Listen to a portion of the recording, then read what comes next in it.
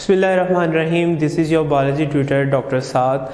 क्योंकि आपकी review lectures का सिलसिला जो है वो जारी सारी है, तो आज जो है वो हम टेस्ट 3 का सिलेबस चैप्टर नंबर 4 और उसका नाम है दी सेल, उसको जो है वो हमने स्टडी करना है, उसको आज हमने रिवाइज करना है, उसको हमने देखना है कि इसके अंदर क्या क्या बातें हैं, इसके क्या इंपॉर्टेंट क्वेश्चंस हैं और क्या इसके अंदर कंसेप्ट्स हैं।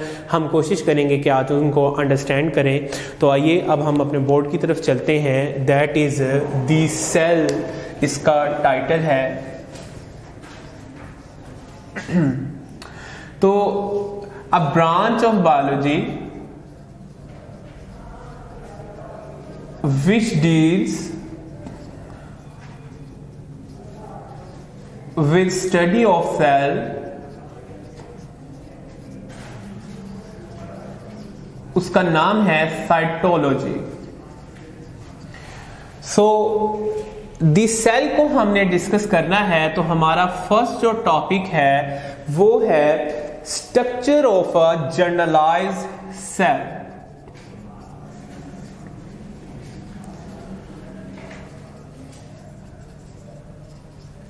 एक सेल की क्या जनरल स्ट्रक्चर है उसको हमने देखना है। हम सेल को स्टडी जो कर सकते हैं, उसकी जो स्टडी हम करते हैं वो हम या तो माइक्रोस्कोप की मदद से कर सकते हैं। माइक्रोस्कोप दो तरह से हो सकती है ना। एक को हम कहते हैं लाइट माइक्रोस्कोप और एक को हम बोलते हैं इलेक्ट्रॉन माइक्रोस्कोप।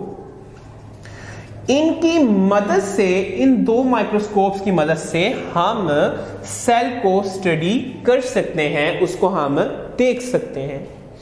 तो इस पर्पस के लिए, इस सब चीजों को करने के लिए फर्स्ट ऑफ ऑल हमें जो है वो आइसोलेट करना पड़ेगा, अलग करना पड़ेगा, निकालना पड़ेगा किसको, components of cells. Components of cells को हमें अलग करना पड़ेगा। और ये जो हम करते हैं एक प्रोसेस के जरिए करते हैं, बाय अ प्रोसेस। उस प्रोसेस का नाम है सेल फ्रैक्सीनेशन। क्या नाम है बेटे? सेल फ्रैक्सीनेशन। ये वो एक मरहला है, ये एक वो मेथड है जिसके जरिए हम ये कर सकते हैं, जनरलाइज स्ट्रक्चर को स्टडी कर सकते हैं। तो बेटे इसका एक तरीकाकार है, इसके कुछ इंस्ट्रूमेंट्स हैं। सो बेटे सबसे पहले हम आइसोलेशन करेंगे ऑफ सैंपल, और वो सैंपल जो होगा वो प्लांट से होगा। तो प्लांट का कोई भी उसका पार्ट हो सकता है, उसका स्टेम, उसका लीफ, ठीक है, उसके फ्लावर्स। हम इनमें से, इनके सैंपल्स में से लेकर ऑर्गेनेलिस को जो है वो स्टडी करेंगे। ठीक है, लेट्स सपोज मैं कहता हूं हमने लीफ का सैंपल लिया है, उसको हमने अच्छे तरीके से, उसका ये अगर लेट्स सपोज एक लीफ है ना, तो उसको हमने चॉप डाउन कर दिया, उसको काटा है, छोटे छोटे पीसेस के अंदर हमने उसको कन्वर्ट कर दिया है। ठीक है, कन्वर्ट करने के बाद बेटे हमने एक ट्यूब ली है। बेटे बेसिकली तो इसको बोलते हैं एपनड्रॉफ ट्यूब, एपनड्रॉफ ट्यूब, इसको टेस्ट ट्यूब जो है वो बोलते हैं। ठीक है, इसके अंदर हमने ये अपना लीफ का सैंपल जो है वो हमने ऐड अप कर दिया है, वो हमने इसमें डाल दिया है। ठीक है, उसके बाद हम इसको अच्छे तरीके से हिलाएंगे, इस तरीके से होमोजेनाइज करेंगे, होमोजेनाइजेशन करेंगे, इसको हिला देंगे, इस मिक्सचर को होमोजेनाइजेशन कर देंगे। और इसको, इसके ये जो लीफ सैंपल है, इसके सेल्स को हम डिसरप्ट करेंगे एक स्पेशल इंस्ट्रूमेंट के ऊपर। आपकी बुक में तो नहीं लिखा, बट वो शेकर होता है, वाइब्रेटर होता है, उसके ऊपर जो है वो हम ये काम कर रहे होते हैं। ठीक है, वाइब्रेटर होता है। अच्छा, अब फिर हम इस ट्यूब को एक मशीन के अंदर लेके जाते हैं। उस मशीन का नाम है सेंट्रीफ्यूज मशीन। क्या नाम है, सेंट्रीफ्यूज मशीन है।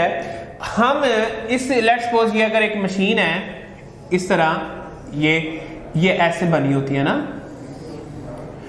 इस तरीके से हम यहां इधर हमने कंट्रोल भी रखा होता है, सिर्फ सिंपल वाटर ट्यूब्स रखी होती हैं, ठीक है। यहां हमारा सैंपल होता है, यहां हमारी कंट्रोल होता है, इस जगह पर ये हमारा कंट्रोल होता है। इस तरीके से हम इस मशीन को स्पिनिंग करते हैं, इसको गोल गोल घुमाते हैं, इसको रन करते हैं। आपकी बुक में वर्ड यूज किया होगा स्पन, ये स्पिनिंग गोल गोल घूमने से है इसका मतलब।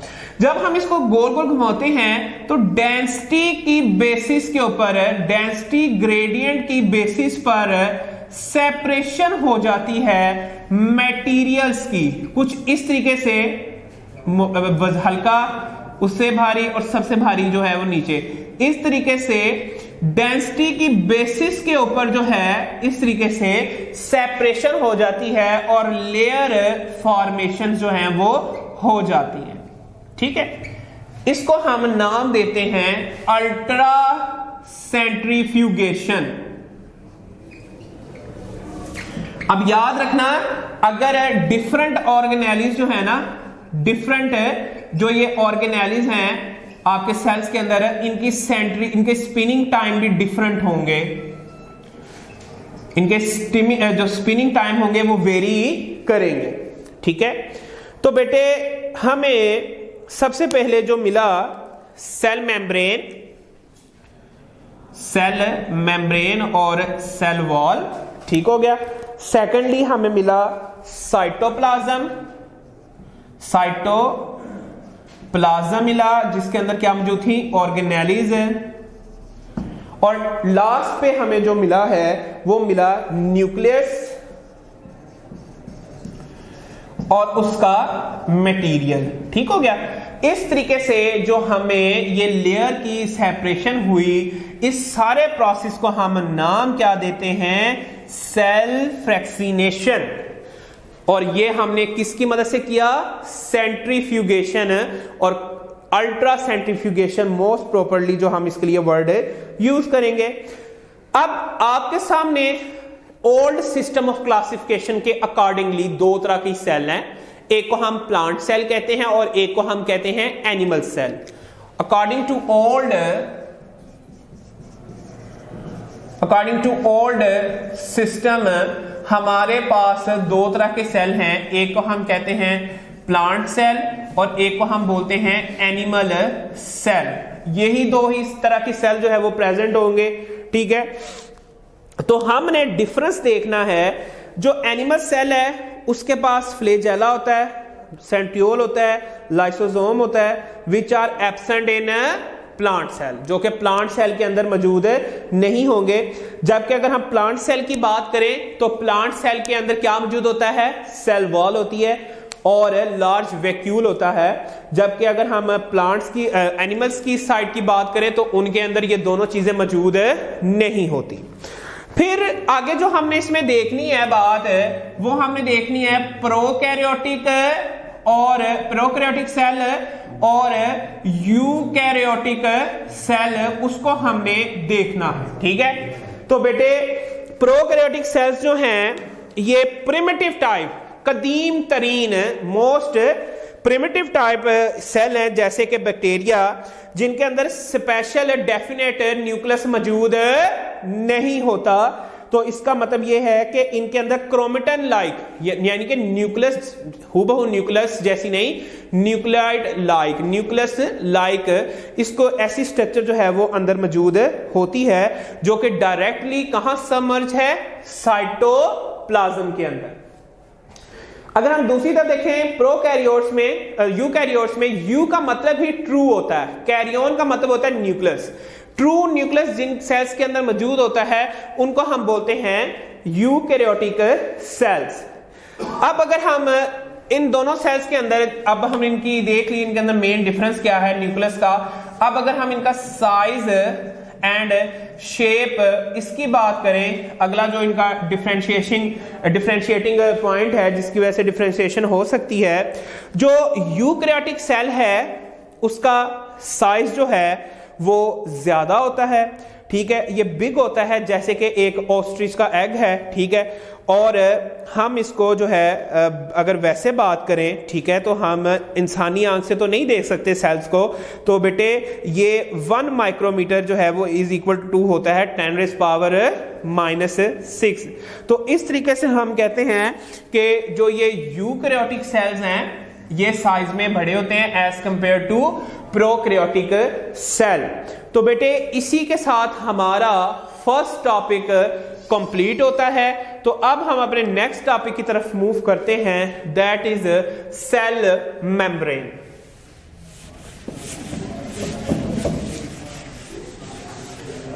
सेल मेम्ब्रेन के 2 से 3 नाम है। सेल मेम्ब्रेन का सेकंड नेम है प्लाज्मा मेम्ब्रेन, थर्ड नेम है सिलेक्टिवली परमिएबल मेम्ब्रेन। तो अब हमने देखना है प्लाज्मा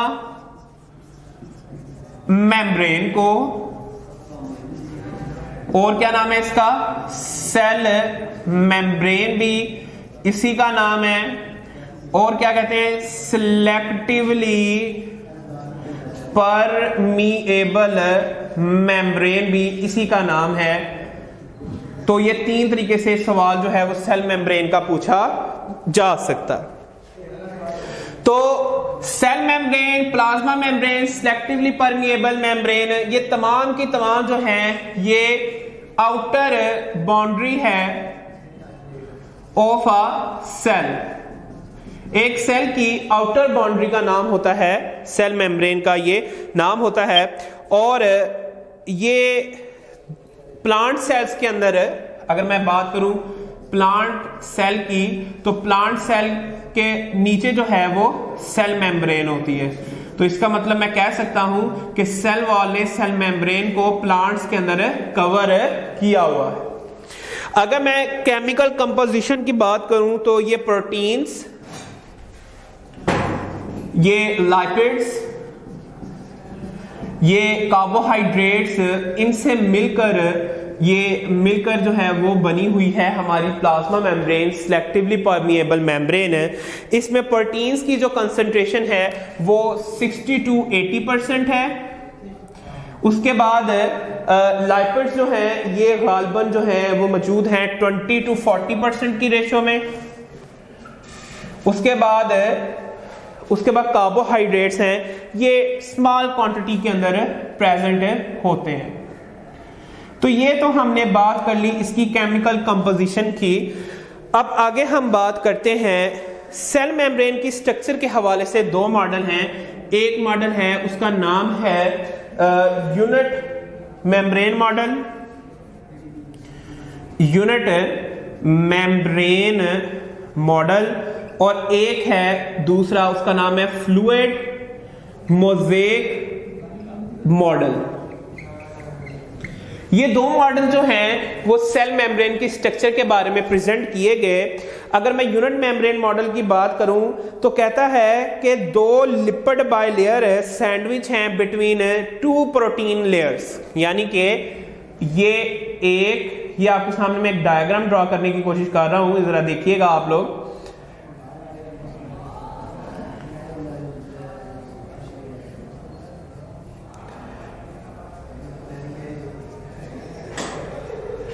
ये आपके सामने मैंने लिपिड बाइलेयर मतलब कि जिनकी 2 लेयर्स हैं, ठीक है। तो ये सैंडविच है, क्या है वर्ड क्या यूज किया इसने, सैंडविच है between inner and outer protein layers, inner and outer protein layers. ये इस मॉडल को उसने प्रेजेंट किया और इस वजह से उसने कहा कि ये स्ट्रक्चर जो है एक्ट करती है एज अ यूनिट, जबकि हकीकत में कभी भी प्रोटीन्स की लेयर ऊपर और नीचे मौजूद नहीं होती। तो ये मॉडल जो है मॉडर्न टेक्नोलॉजी ने रिवील किया कि लिपिड बाइलेयर जो है वो सैंडविच बिटवीन 2 प्रोटीन लेयर्स नहीं होती। ये मॉडल जो है वो रिजेक्ट हो गया, ठीक हो गया, यानी कि इसको रिजेक्टेड कर दिया गया, इसको झुटला दिया गया। फिर मॉडल आया फ्लूइड मोज़ेक मॉडल। इस मॉडल की कैरेक्टरिस्टिक क्या है, इसने प्रपोज ये किया कि प्रोटीन की ये जो ऊपर नीचे ऐसे कह रहा लेयर, कहता है प्रोटीन लेयर्स जो हैं ये कॉन्टिन्यूअस नहीं है, ये कॉन्टिन्यूअस नहीं है और ना ही ये सेल की सरफेस पर कन्फाइंड है, not continuous, not confined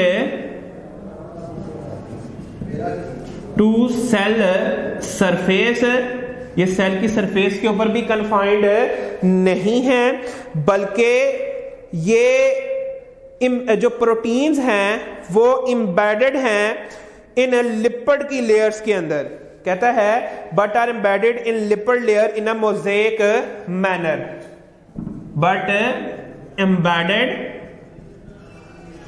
in lipid bilayer, lipid layers. तो अब मैं जरा डायग्राम अगर आपको ड्रॉ करके दिखाऊं इसकी,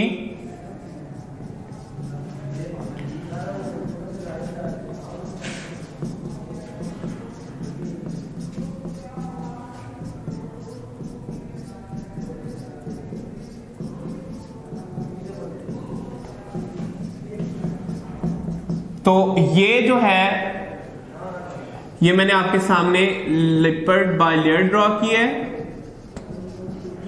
ये अगर ये हेड है और ये क्या है, टेल है। हेड जो है ये हाइड्रोफिलिक होता है यानी कि वाटर लविंग है, और टेल जो है ये क्या है, हाइड्रोफोबिक है यानी कि वाटर फेयरिंग है, उसको इससे खौफ आता है। ठीक है, तो बेटे ये आपके सामने प्रोटीन है जो इसके अंदर धंसी हुई है, एम्बेडेड है। अब आपको ना ऊपर ना नीचे कोई भी प्रोटीन की लेयर नजर नहीं आ रही, तो बेटे इसे कहते हैं फ्लूइड मोज़ेक मॉडल। तो बेटे थोड़ी सी अमाउंट में, मैं पूरी डायग्राम तो ड्रॉ नहीं कर रहा, तो इस तरीके से ये कार्बोहाइड्रेट भी इसके अंदर एम्बेडेड हैं। ठीक है, इसके अलावा इसके अंदर और क्या मौजूद है अगर हम देख लें इनके अंदर, तो कोलेस्ट्रॉल जो है वो भी मौजूद है जो स्टेबिलिटी ऑफ सेल मेम्ब्रेन को मेंटेन करता है। ठीक है, फॉस्फोलिपिड्स का आपको मैंने बता दिया। तो इस तरीके की स्ट्रक्चर को हम बोलते हैं फ्लूइड मोज़ेक मॉडल। मोज़ेक का मतलब होता है कहीं कहीं जाके जो है वो प्रोटीन धंसे हुए हैं। तो ऐसे ही है कि अगर एक ब्लैक लैम्प हो, उसके ऊपर कहीं उसकी बॉडी के ऊपर व्हाइट व्हाइट स्पॉट्स हो, तो उसे कहते हैं मोज़ेक कलर। ठीक है, इन अ सेम वे। तो अब हम अगला जो पॉइंट इसमें डिस्कस करने जा रहे हैं वो है फंक्शंस ऑफ सेल मेम्ब्रेन, कि सेल मेम्ब्रेन के क्या क्या फंक्शन है। तो आपने मेरी आवाज को सुनते जाना है। सबसे पहले मेन इसका फंक्शन जो है वो है ट्रांसपोर्ट ऑफ मटेरियल। अब ट्रांसपोर्ट का जब भी हम मतलब समझते सुनते हैं तो हमारे ज़हन में क्या चीज आता है, कोई चीज को लेकर जाएंगे, शिपिंग हम करेंगे, मूवमेंट करेंगे, एक जगह से दूसरी जगह उस चीज को हम ले जाएंगे। ठीक है, तो बेटे मैंने नाम तीसरा दिया था कि ये सिलेक्टिवली परमिएबल है, ये कुछ को तो गुजरने देती है और कुछ को गुजरने नहीं देती। इसको कहते हैं सिलेक्टिव बिहेवियर। तो ये कैसे ये सिलेक्टिव बिहेवियर करता है, तो फिर इसका मतलब तो ये हुआ कि कुछ को तो गुजरने दे रही है और कुछ को गुजरने नहीं दे रही। तो ये तो फिर करैक्टर बन जाता है एज अ बैरियर, मतलब कि जो चीजें उसको चाहिए वो सिर्फ पास करेंगी, जो चीज नहीं चाहिए होगी वो आउटसाइड रह जाएगी। It act as a barrier. तो फोर्थ नेम बता रहा हूं मैं सेल मेम्ब्रेन का, जो लिटरेचर में है, बैरियर मेम्ब्रेन भी इसको कहा जाता है। तो आपके सामने चार नाम आगे, cell membrane, plasma membrane, selectively permeable membrane and barrier membrane. तो जो लिपिड्स हैं वो इसके अंदर से इजीली क्रॉस कर सकते हैं। ठीक है, स्मॉल मॉलिक्यूल जैसे वाटर, ग्लूकोज, ये न्यूट्रल हैं, ये गुजर सकते हैं। अब ये जो ट्रांसपोर्ट है ये दो तरह से होती है। क्या मैंने बात कर रहा हूं ट्रांसपोर्ट की, तो ट्रांसपोर्ट जो है वो दो तरह से होती है, एक्टिव ट्रांसपोर्ट भी होती है और पैसिव ट्रांसपोर्ट भी होती है। तो हम ये देखते हैं कि एक्टिव और पैसिव ट्रांसपोर्ट क्या है। पैसिव में ये है कि मटेरियल जो है वो area of high concentration to area of low concentration की तरफ जाता है। पैसिव के अंदर area of high to low की तरफ जाता है, यानी कि हाई से लो, हाई से लो। दूसरा जाहिर बात है अगर ऑपोजिट करेंगे लो से हाई की तरफ मूवमेंट होगी, लो से हाई की तरफ। तो बेटे इसको कंफ्यूज नहीं करना, इसे कहते हैं अगेंस्ट कंसंट्रेशन ग्रेडियंट और ये टुवर्ड्स द कंसंट्रेशन ग्रेडियंट। इनको कंफ्यूज नहीं करना आपस के अंदर, ये बात आपके सामने मैं कर रहा हूं, ठीक है। उसके बाद हम आगे लेके जाते हैं अपनी बात को। तो बच्चे एक जब हम किसी चीज को नीचे से ऊपर की तरफ लेके जा रहे होते हैं तो हमें एनर्जी की जरूरत होती है। तो इसके अंदर हमें एटीपी चाहिए और इसके अंदर